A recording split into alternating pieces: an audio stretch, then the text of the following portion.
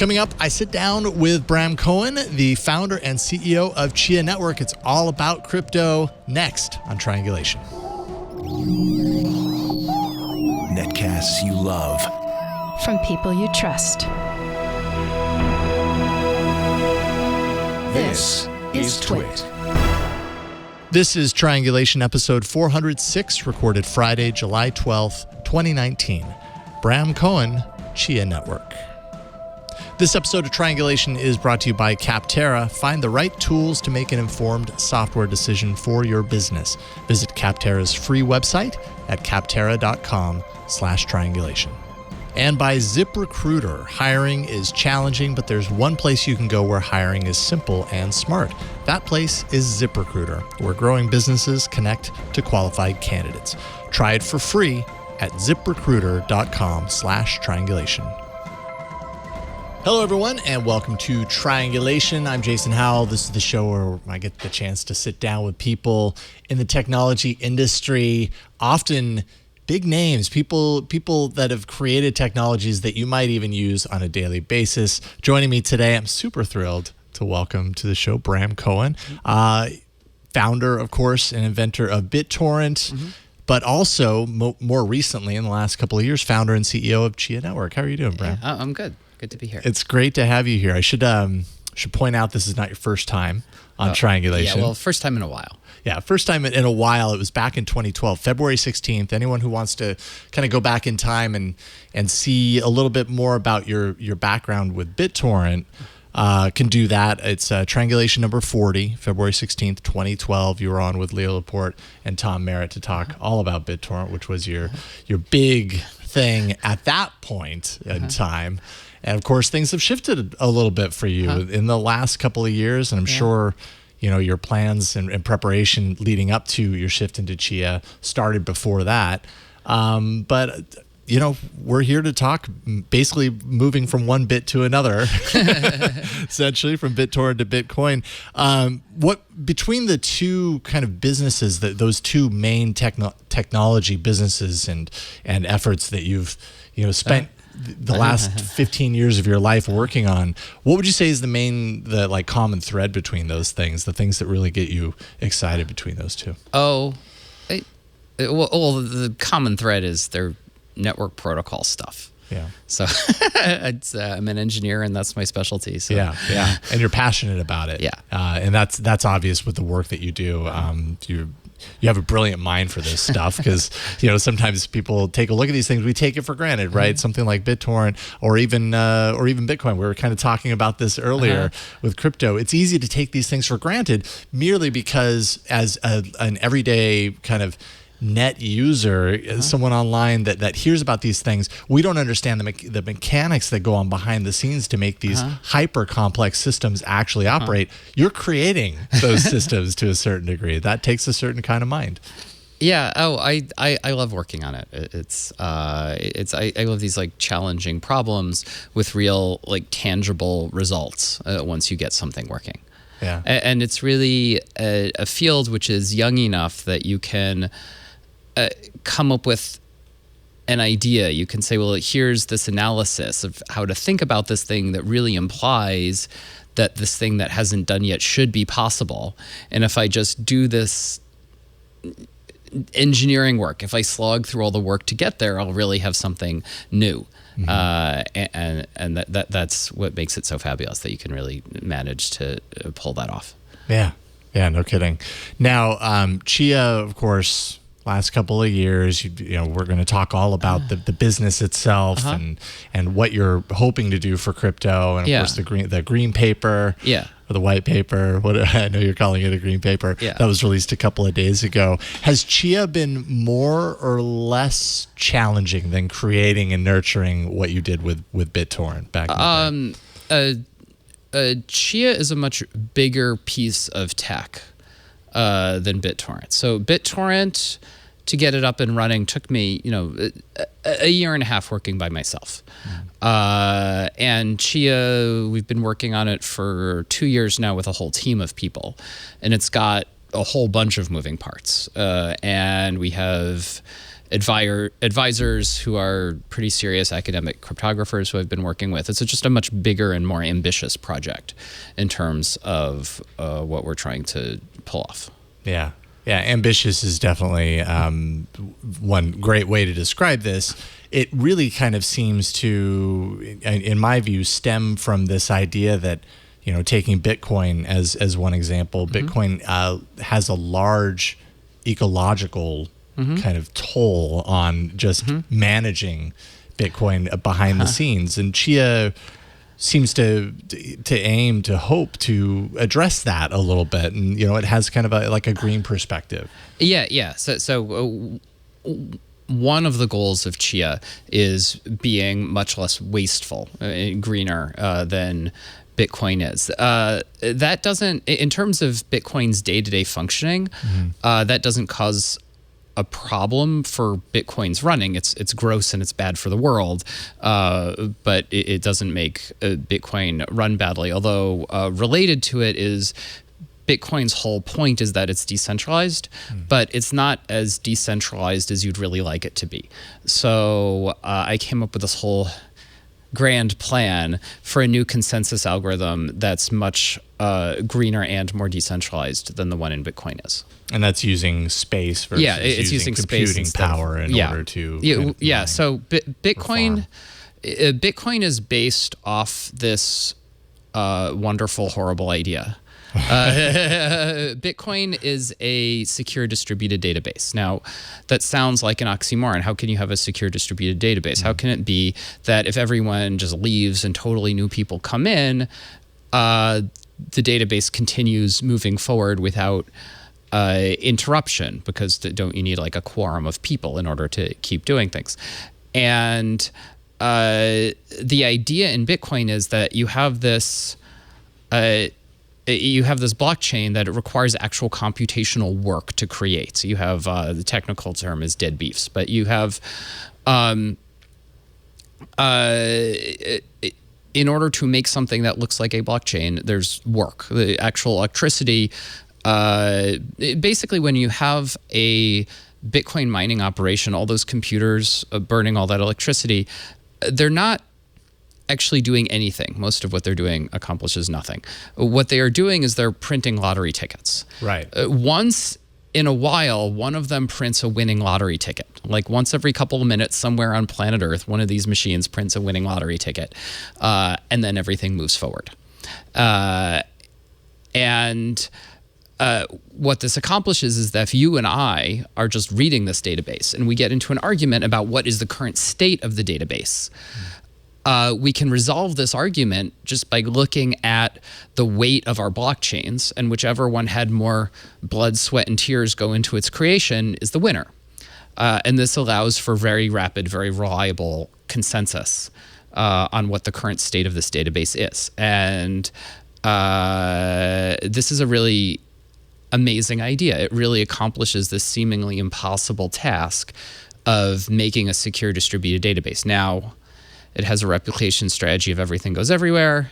It's in order to make it possible to keep up, it has this limit of only really handling a few transactions per second. Right. And you have warehouses full of computers burning electricity doing nothing. But those caveats aside, it's really accomplishing something amazing. Yeah. And it's hard to figure out how to improve on this.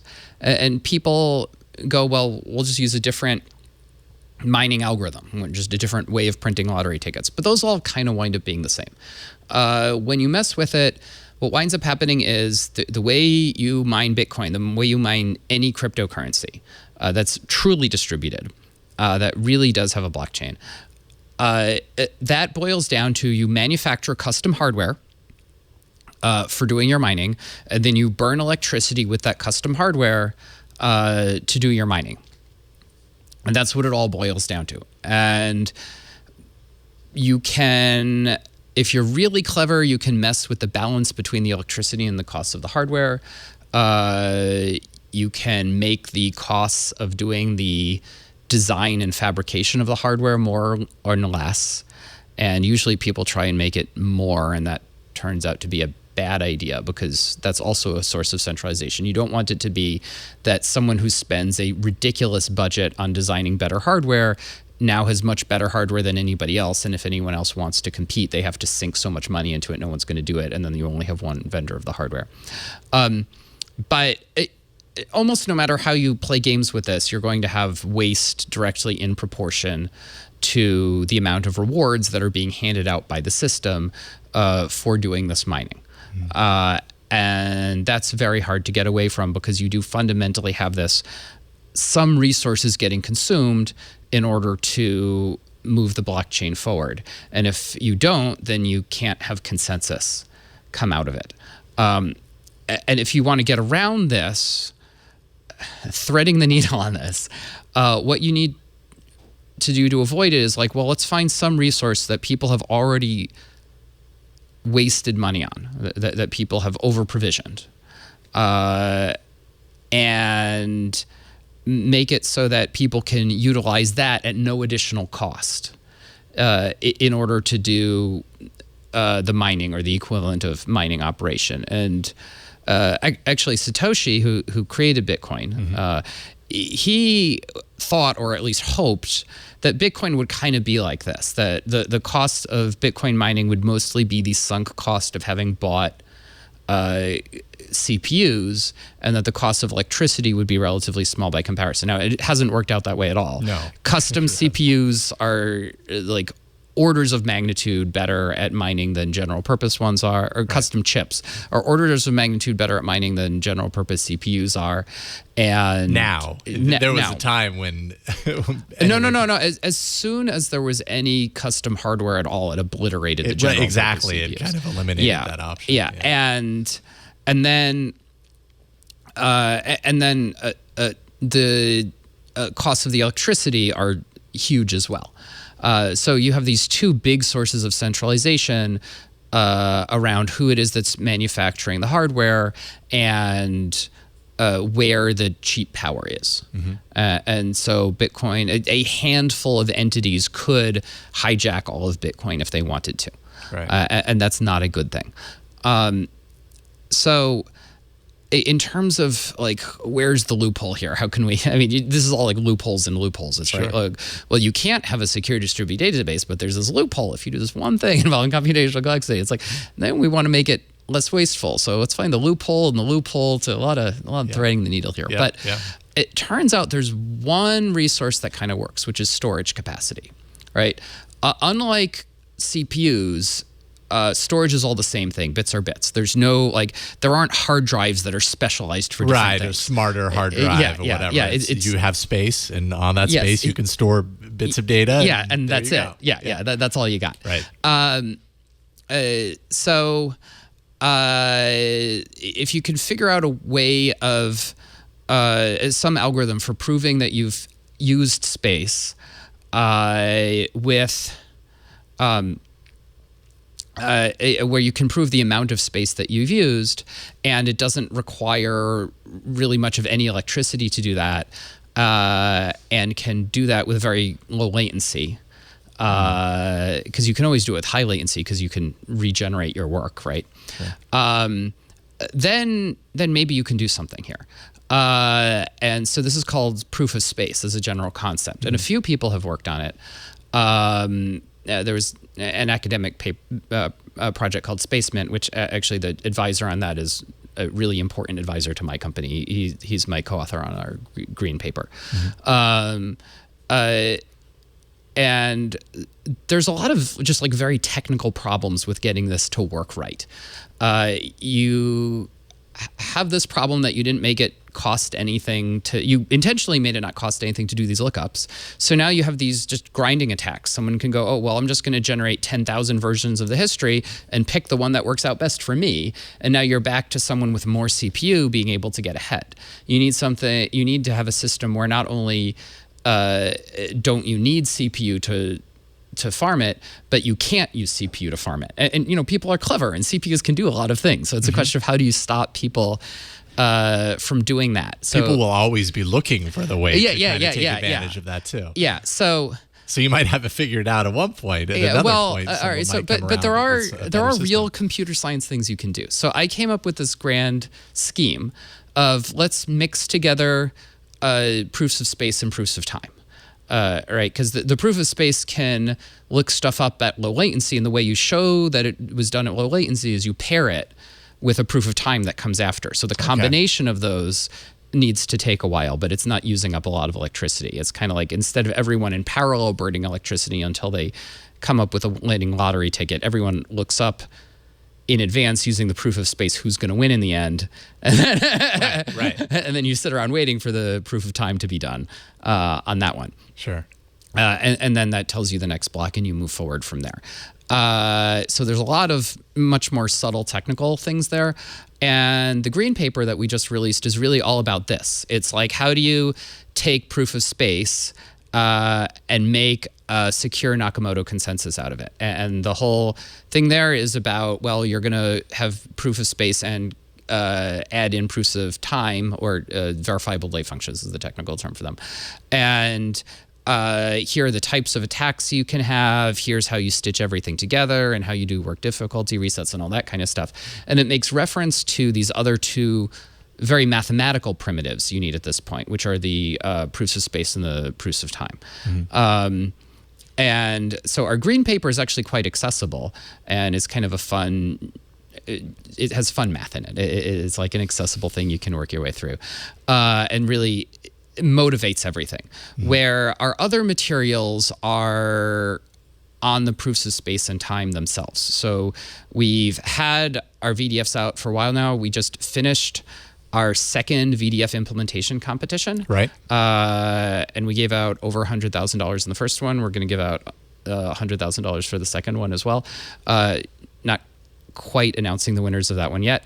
But we also, when we released the green paper, we, along with it, released our proof of space construction.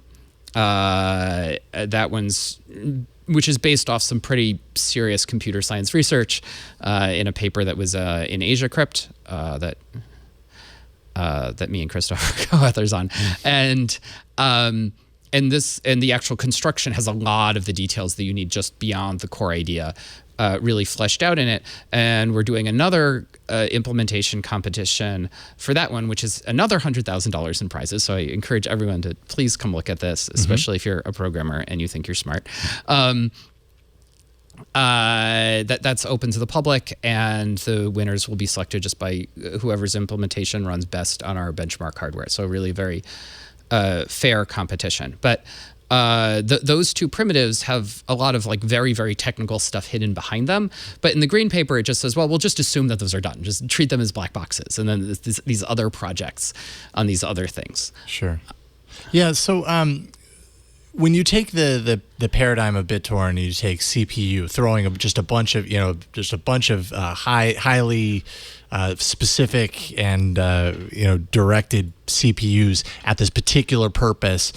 And obviously, you're talking a lot about what that can do, as far as fairness and controlling who gets access to the Bitcoin, who's able to mine these in the first place.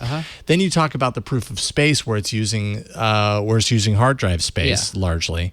Is there a kind of a point of comparison to be made as far as like amount of space that one system has, giving a leg up for that particular system to be able to farm?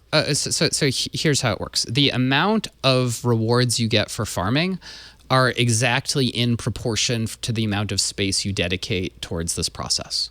Okay. And there's huge quantities of over-provisioned storage capacity in the world. This is like tens of billions of dollars a year spent on storage media. Totally. And a large fraction of that is underutilized at any given time. And if only a small fraction of that starts being put towards chia farming, then it will be a money-losing proposition to buy storage media just for the sake of farming off of it. And the other good thing about storage is this over-provisioned stuff is spread over a large number of entities. People assume that like the cloud providers have it, and they actually don't. They have a lot of storage, but they're using all of it. Sometimes some of their customers have a fair amount that's under provision, that's underutilized. But the cloud providers don't actually have access to it. And it appears to be there's a lot of different entities that have over-provisioned storage, and it's spread out over a lot of them, and it's not going to become more centralized just because you can farm off of it. So it winds up being this nice decentralized thing with entities for whom this is really gravy money, and they're not trying to mess with it. And also, because it doesn't really cost you anything to farm, when the work difficulty shuffles around and more space has become allocated to it, and hence everyone is getting less rewards for the amount of space they have, people aren't just going to unplug their stuff because they're now losing money off of it, because they're not. They're making money, just less money than they were before. Right. Where in Bitcoin, when there's a work difficulty adjustment, it becomes unprofitable for some people, and they just unplug. Right. What's the point of... which leads to a tendency towards centralization over time. You get lots of these entities falling off the thing, where in a proof of space system, people have very little reason to unplug. If they're farming, they just keep doing it. Yeah, that makes a lot of sense. We're going to talk more about this, of course. We do have to thank the sponsor of this episode of Triangulation. Then we'll get back into talking about Chia and maybe kind of the grander ambitions, especially in this day and age. You know, we have President Trump tweeting about cryptocurrency yesterday. I'm sure we're going to talk about that. So it is top of mind on a lot of people's minds, including the President of the United States. But first, let's take a break and thank the sponsor. This episode of Triangulation is brought to you by Capterra. If you have a business and you're looking for software solutions, this is the way to do it. Capterra is the leading free online resource to help you find the best software solution for your business. Maybe you're just starting out. Maybe your business is growing. It's time to change the software, or maybe you want to add new software. Whatever your business need is, Capterra is there to help. You can read thousands of real software reviews, find this right software for your business. Just go to capterra.com/triangulation. There you're going to find over 925,000 reviews of products with 30,000 fresh reviews available each month. You can discover everything that you need to make an informed decision, which is the most important part when you're picking a new software solution for your business. Search more than 700 specific categories of software, things like CMS, email marketing, IT service, SEO, workflow management, just to name a few. And once you choose a category, you can filter results by product rating, users, deployment, and features. And then you can compare them side by side, up to 4 at a time. They'll even show you a list of related categories for further options. And I mean, you dive in there and you take a look at these categories. It runs deep. You're going to find some very specific categories in there, and that's great because maybe you run a very specific type of business. Hey, there's a software solution that matches your business needs, and that's what Capterra is all about. Capterra believes that software makes the world a better place because software can help every organization become a more efficient, effective version of itself. So no matter what kind of software your business needs, Capterra makes it easy to discover the right solution and fast. You can check out Capterra's free website today at capterra.com/triangulation. That's capterra.com/triangulation. I'll spell that out, CAPTERRA.com/triangulation. Capterra is software selection simplified, and we thank Capterra for their support of Triangulation. So grand view for Chia. Obviously, it's great for the environment from what we're talking about. Are you looking to make Chia the global currency? Are there reasons for someone like President Trump to be like, I'm worried about this crypto stuff, taking over the currency? There's so many ways I can go with that. But first, I'll talk about what the president said. Yeah. Actually, the president said a lot of things, so I don't want to address everything he said. Sure. But there was one thing he said there that was very wrong, and one thing which might be kind of right. So, and a whole bunch of others that are in between, but I won't address those. So the first thing he said that was standard operating procedure. Yeah. So the first thing he said that was just totally wrong. He said Bitcoin is not money. It's like no, that is absolutely not true at all. Money is Bitcoin whatever. is not our money. Bitcoin, no, money is whatever you use as money. Yeah, all kinds of totally. things throughout history, from seashells to reams of tobacco, Yeah. to all kinds of stuff has been used as money. Money is anything that you use as money, and Bitcoin is absolutely money. Now, a lot of the usage of money of Bitcoin is just speculation, which okay, sure, you can do that. I'm not excited about speculation in general. I'd really like it to be being used more as money for real commerce, happening that way, and building a whole bunch of features for Chia that I think it make it much better as money. We're building this whole system for supporting smart transactions and smart wallets to really try to get around this problem where Bitcoin kind of feels like you're carrying around giant wads of $100 bills when you're transacting in it. You're talking about Chia Lisp, is that right? Chia Lisp is the name of the language and environment for it. Okay. And in terms of the things that we're enabling, it's features like multi-sig, so you can say, well, this set of people needs to sign this, or if I lose my keying material, the two of these three people can pull together and I can recover my keying material from them, which is a feature that people very much want. Also things like I want to have this wallet where there's my hot key that I keep, and then there's a separate cold key that's super secure in cold storage. And the rule is, if I want to pull funds out of my wallet, I can, anytime I try and pull them out, they kind of get escrowed for a while. Mm-hmm. And during that period, they can be clawed back with this key that's kept in cold storage. So if I get hacked, I can see that there's been an attempt at an unauthorized withdrawal and go claw those funds back. Another thing is having a wallet that can only pay out money to authorized payees. This is a big deal in businesses that are doing things where the person sending out the money is not the person who's in charge, and you don't want to either accidentally send to the wrong person or have a low-level person embezzling money. So the targets need to be pre-approved and supporting that. You also want to do net settlement, payment channels, because those allow payments to go through immediately and allow more scaling of the thing as a whole. That's a very important thing that my friends at Lightning Network are working on. Mm-hmm. And we're going to be building reference implementation of that kind of functionality on top of Chia, and Chia's programming environment is better for those sorts of things. So this is the type of stuff that we're really trying to enable, and it's all very money related. It tells this very coherent story of what is the functionality that you really want out of this, and it leads to actually a pretty decently long list of here's a whole lot of stuff we got to go ahead and implement. Mm-hmm. And we're really doing it in a way where the environment is designed as much as possible to be extremely auditable and everything to be very succinct, and it's still very cheap to run a free node, and everyone has full control over exactly what they're doing, and very, very much different from the type of programming environment people are generally used to.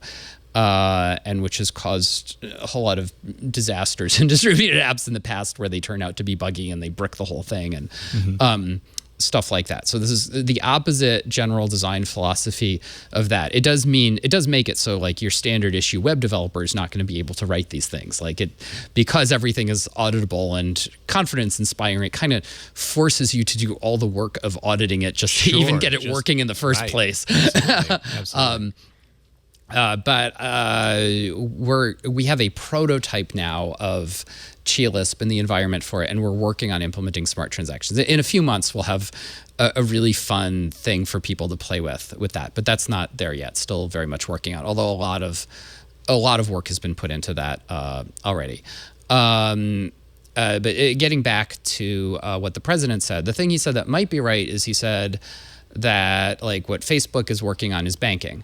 And regardless of the merits of that specific claim, a lot of what's been going on in cryptocurrencies is just these scams where Bitcoin is decentralized, so it doesn't fall under the regulatory regime of banking. And there are good reasons why there's a regulatory regime around banking. If someone is acting as a trusted third party, they need to be trustworthy. And if you're trusting them, there's this obvious business model of them violating that trust and getting something out of it. And there's a long history of banking crises happening every decade or so in the 1800s, and if you start loosening up these banking regulations, you don't get technologists coming in building better technology. You get scam artists coming in, because scam artists can deliver a fake product a lot faster than technologists can deliver a real product. Absolutely. And there are a lot more scam artists than technologists in the world. They're looking for that opportunity. So the regulatory regime is looking at it and going, this Bitcoin really is kind of decentralized. We can't really mess with it that way. And we do kind of want to let it be. There is some new technology here. We want to see what happens here, right? But a whole lot of people are going, oh, well, I know what I'll do. I'll just claim to have all these other features and get all the benefits of not being regulated as a centralized thing just by claiming I'm decentralized. Bitcoin has given credence to the claim of being decentralized. So I'll just claim it and get away with it. And I'll handle all these, scaling issues just by actually being centralized, but I'll just lie. Right. And what's to stop them? Yeah. So, and there's a lot of just outright scams that are very highly valued right now, that are doing exactly that game, and that's a very bad thing. And at some point, some kind of crackdown is going to happen on this. Right. Now, some are saying, I was reading some articles this morning that are saying this is the biggest bull signal for Bitcoin and crypto. The president actually going, tweeting out. Well, he wasn't necessarily in support of, but the fact that he's acknowledging it. Well, something the president of all people should know is there's no such thing as bad press. That's true. That is very, very true. Very good point. So, is that a good sign to some degree for what you're doing with Chia? Does that feel in some ways validating? Well, I'm not that interested in what is the price of Bitcoin, right? I'm interested in the technology, right? Like how can I make this actually be a useful technology that's actually enabling valuable real commerce in the world? Like that is my goal, to make that happen, and that's what I'm really focused on. And these day-to-day fluctuations are noise.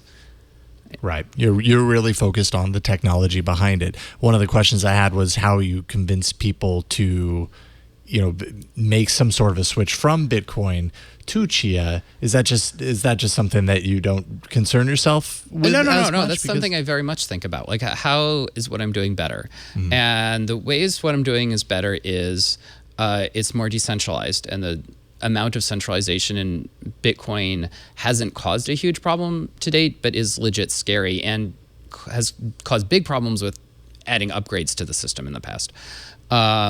It's greener, which is good, at least from a marketing standpoint.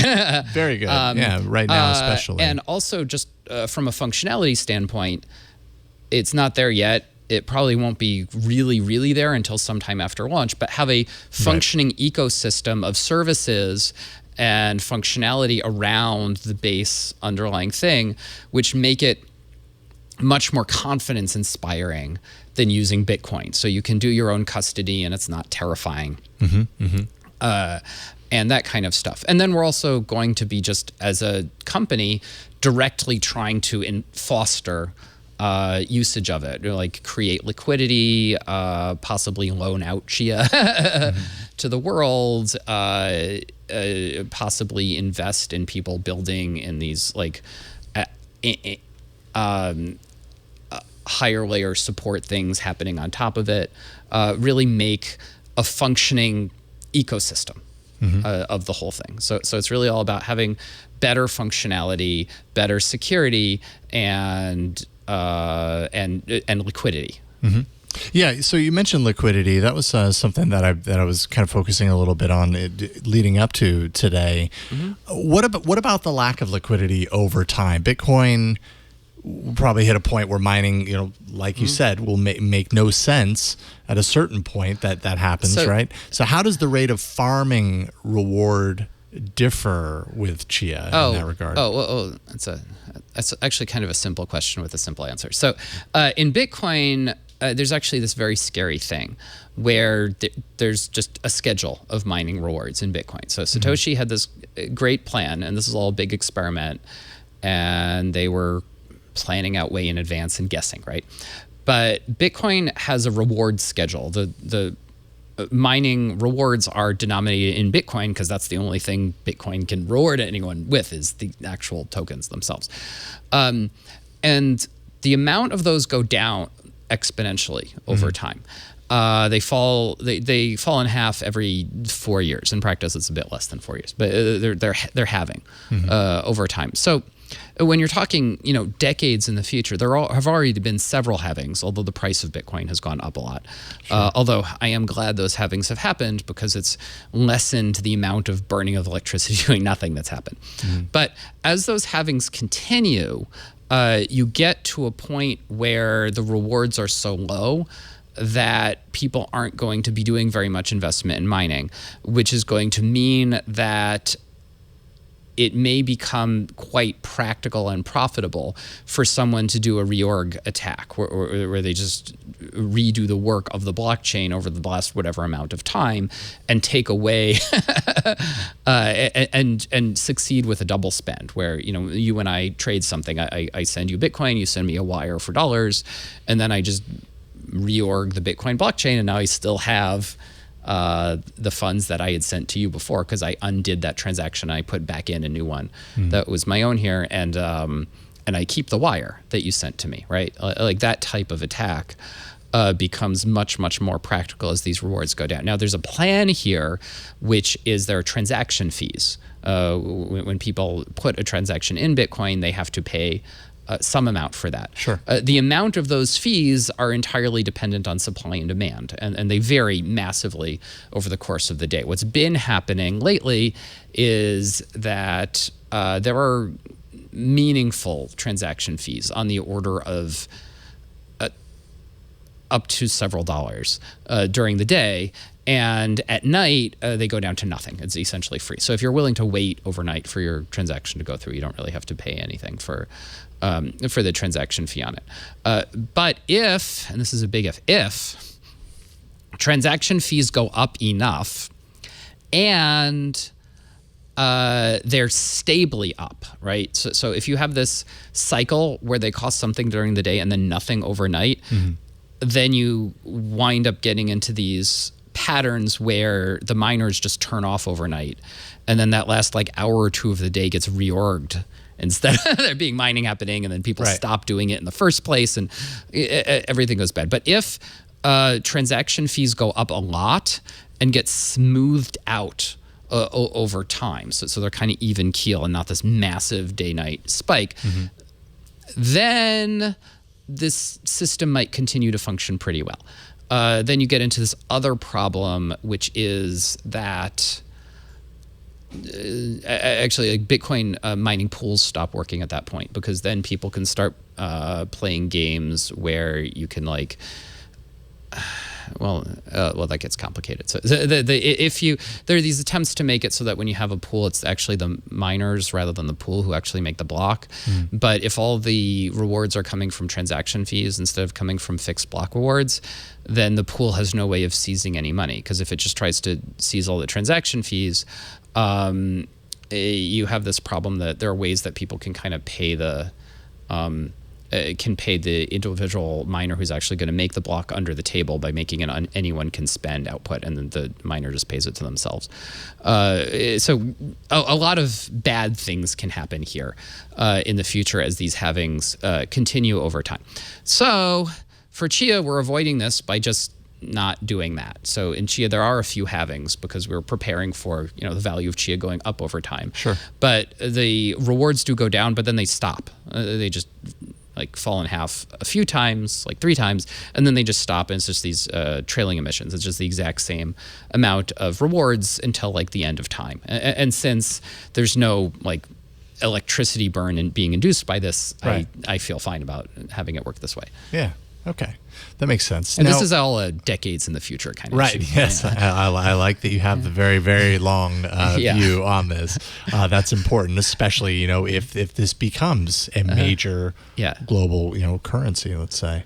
Now, and maybe this question kind of ties into this a little bit. I wanted to ask about how Chia plans to stabilize the economy through lending. You guys are going to have a supply of coins pre-farmed and reserved to do this. Is that right? Yeah. How much is going to be set aside? How will that work?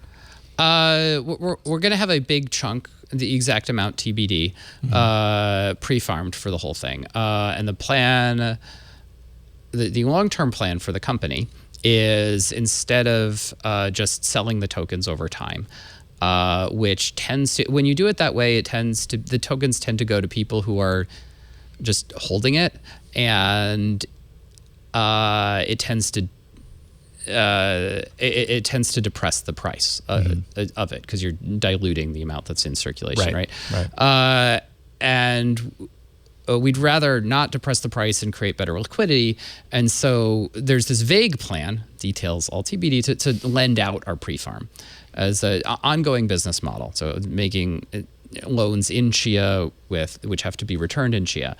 But the details of that, we shall see. That's one of several ways we could potentially create liquidity in the system. And right now, the focus really is on building the product and shipping it. Sure. And a part of that is to get people to understand how it operates, and you know, behind the scenes. The green paper is a big part of that, and that only released, well, I guess a couple of days ago. Yeah. So I'm sure you've been really kind of curious and tuned into reception around that. What are you hearing from people? Well, I've heard from a bunch of people that they actually read it and actually understood it and really liked this. Like, I think it's. I will admit, I read through it. There's a whole lot in there that I don't understand, but I was surprised at how much I could make sense of. You know, in my non-mathematician mind. It hasn't made like a huge. It hasn't made a huge media splash, but I think also it's, you know, journalists aren't mathematicians. Sure. So they're not one to read a mathy paper and get all excited about it. Sure. But it has had a positive reception, and I'm really looking for, you know, credibility in the academic community and among engineers, and also working towards help build up this ecosystem. Once we launch testnet and stuff, hopefully people will understand how they can participate after they've absorbed what it talks about in there.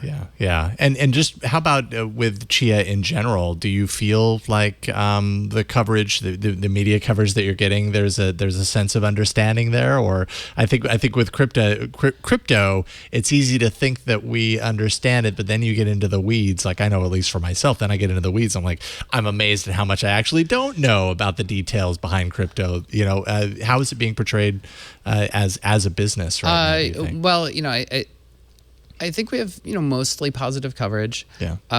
There are always the haters on Twitter. Well, that exists. Yeah. No matter what. What I'm going for right now is press that can help what we're doing. Right? Sure. Like my goals, like my immediate thing, truth be known, what I really want right now is for people to participate in our proof of space competition. That Awesome. is the thing I want people to participate in. And our VDF competition was actually extremely mathy. And our proof of space competition is much more programmery, hackery. So I think that's much more accessible to a larger group of people who could get somewhere on that challenge. So I'm hoping to get people interested in that and participating in that is really my goal right now. And that's Right. probably going to be like a dozen or at the most a few dozen people. So I'm trying to find those people. I don't know who they are, somewhere out needles there in a haystack who somewhere. who are going to be really good at that thing. And the whole point of having a competition that's open to the whole world is so that the one person who's really, really good at that, who you could never possibly find any other way, can come volunteer themselves and collect the prize. Yeah, it is kind of a perfect way to do what you're trying to do, right? Instead of hiring people and then banking on the fact that they're going to come up with a great idea for you. Well, it only open it up for a competition. Well, I have everybody hired, has ideas. No, Right? I have hired people, and I am working people. Who of course are you've hired. Of course you've hired people to do certain things. When you get these things where there's a really objective metric, where you can really nail down, this is what this is doing, and here's how we measure how well this is done. Right. In places where you can do that very well, competitions always win. Mm-hmm. Mm-hmm. So, I mean, so then the Twit network is kind of a perfect place to get the word out. So many of the people that follow our network are the people that you're looking to reach. So how can they get involved if they're listening or watching right now and they want to get They can go to involved? our homepage on chia.net. And there's a link, I believe it's at the top of the page. It says you can win $100,000 in prizes. That's intriguing. Yeah. There you go. All right, cool. We're going to talk about more, and I think the more that we're going to talk about after this break has nothing to do with crypto. It has to do with these colorful splashes, these toys that we have up here.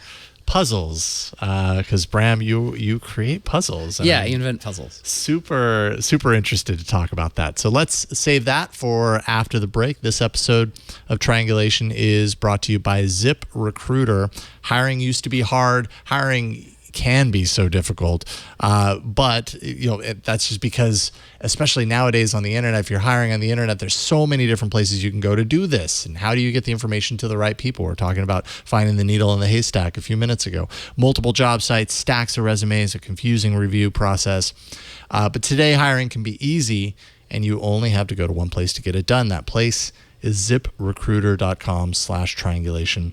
ZipRecruiter sends your job to over 100 of the web's leading job boards.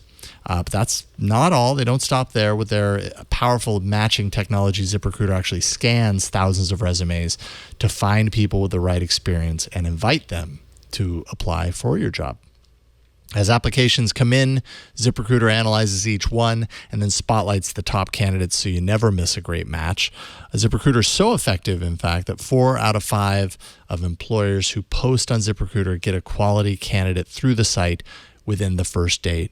ZipRecruiter is awesome. My wife actually owns a business. She runs a business. She's used ZipRecruiter to fill positions in her business, and it's just really easy. That was her thing. She's like, wow, that was simple. Right now, Triangulation listeners can try ZipRecruiter for free at our exclusive web address. It's ziprecruiter.com/triangulation. You can show your support for this show and ZipRecruiter by going to ziprecruiter.com/triangulation. That's ZipRecruiter, ziprecruiter.com/triangulation.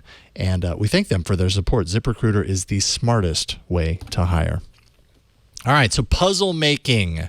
It's not just like a couple. Like, I did some searching online. You got like a whole collection, designed by Bram, and this is just such a cool kind of.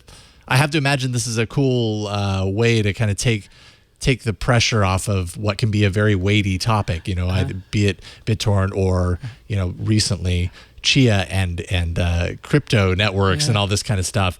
This has got to be kind of a nice way to kind of take a breather, or maybe it's not. I've never designed a puzzle before, so what actually goes into creating these? I just get obsessed sometimes. That's awesome. So like this one here, this is called the Fidgets. This is actually in mass production, awesome. And it does all these. Here, you might hold it up for the camera because it's a little hard to see. Camera to hold it up. That's here. That's the camera right there. There you go. So this one here. So you can go. It does these moves that are kind of hard to wait here and describe, like that, and like there. Yeah. So it does all these different moves, and the goal is to get it to be. The goal here, I think I know how to solve it pretty quickly. The goal is to get it to be, like this actually. It's white on one side. You got there and blue far on the too other. easily. But I guess when you create a puzzle, it becomes maybe a little bit easier to understand the mechanics of it. One. Yes. Just this type of puzzle, just because you invented it doesn't mean you know how to solve it. Sure. But yeah, this one's in mass production. It's called the Fidgets. You can get it in toy stores and on Amazon stuff. It costs like $10. Yeah. There it is. So right there. I'm very happy about this one. That's awesome. Yeah. This one here, a funny thing, I just kind of left my cube on a radiator and it melted, but it still kind of works. So you can so this one here, well, let's see, you can go, let's see, like this and like that, and then like there, and then there, and then of course there. the goal being to get all the same colors on a single face or on all the faces. Yeah.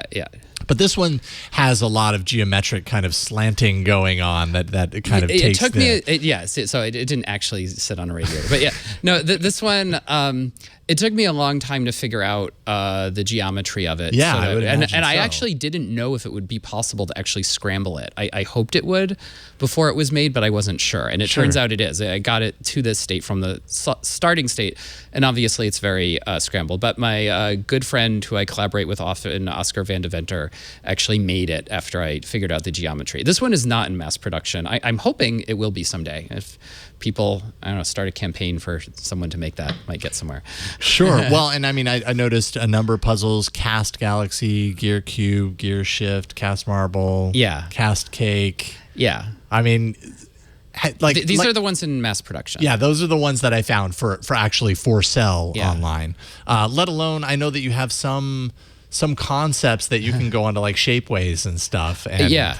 Oh yeah. There's like hundreds more. So I guess what is the process of going towards towards creating something like this? Is it I have an idea, take a Rubik's Cube and throw lots of crazy angles at it and figure out how to make it so that it can actually rotate properly, and out of that comes the puzzle idea, or like what is the process there?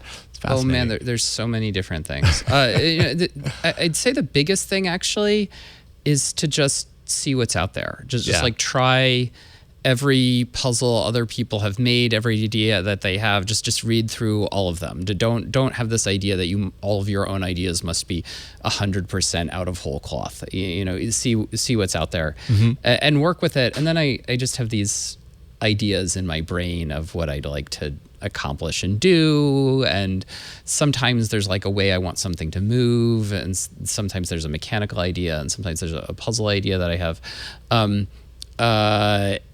But a funny story, like the cast cake that you were talking about, there's the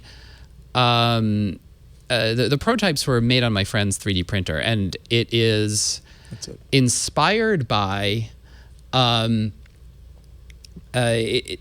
it's inspired by this other puzzle that's also in the Cast series that actually my friend invented. And I was very concerned with this one because I'm like, hey, I have this puzzle that I think it's like really a 4-piece version of your 2-piece puzzle. Do you think this is like too similar here? Am I intruding on your turf? And he got back to me like, I have no idea how these two puzzles are related in any way, shape, or form. See, if you had just canceled it outright, it never would have happened. But that sounds like a blessing to me. Yeah, that's great. That's fantastic. And so then, what from your perspective, like, what do you have to do in order, like, to be confident enough with a puzzle to say, all right, this is ready for mass production? Like, I have no idea. No. Because I mean, something like this looks pretty darn ready to me. Oh, so that one. So this one, much to my surprise, this one resonates with people. People think this is really so cool. Hilarious.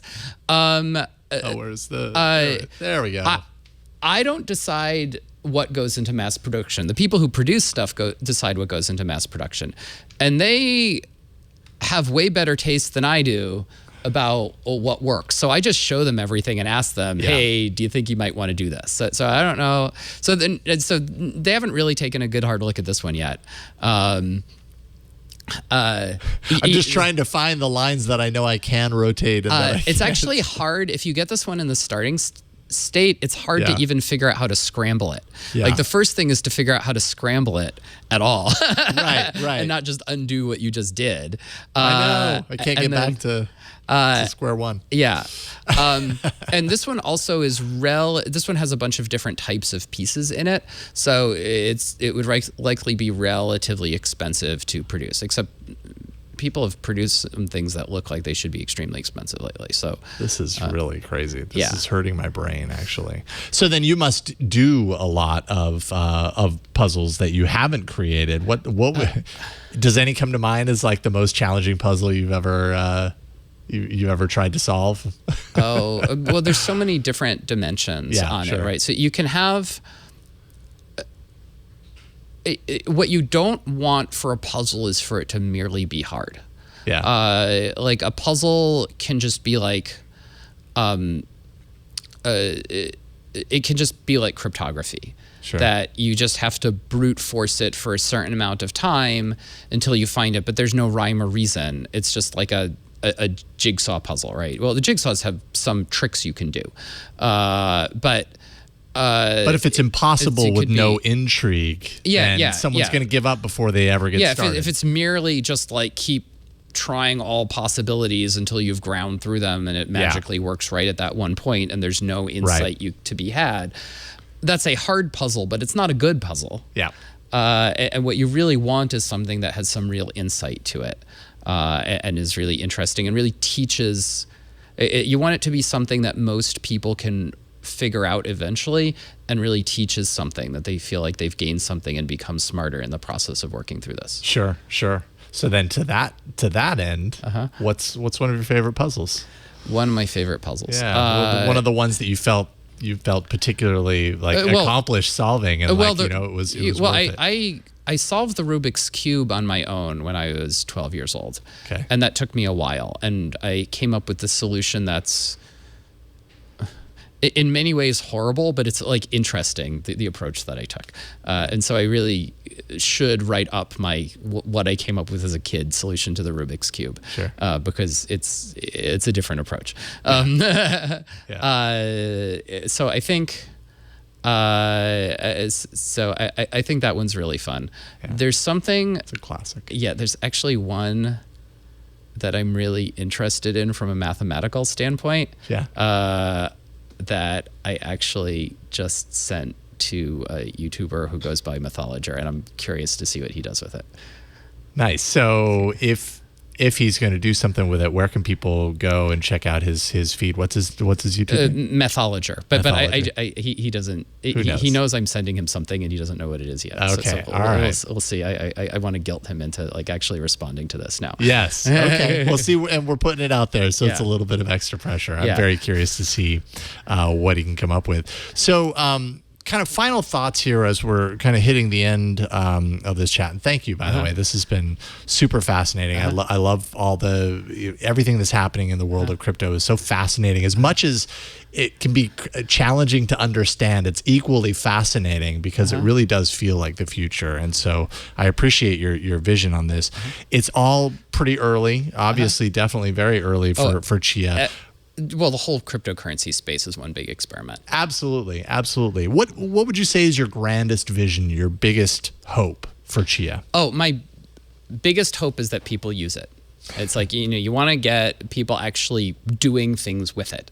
If I'm like thinking about how can I, really change the world, it's like, well, my wildest dreams, it's like people just start doing banking in Chia, like people get their paycheck in Chia and then buy things when they go to the store in Chia, and that's all the way through there. That's like the great, far off, insane hope of everything. But in the much more short term, I'm thinking just having it be used as something that's enabling commerce in some way, that's really making the gears of finance work better than they have been, particularly in places where the finance system is falling apart. There are parts of the world which don't have a terribly functioning local currency, or like don't have any way of really doing banking. You can't send money to and from there in any reasonable manner right now. And even just starting with that, like when it comes to finance, the world of finance is so big because almost everything you do involves finance, exchanging with other people, that even a itty bitty success there can be a huge thing in absolute terms. Yeah.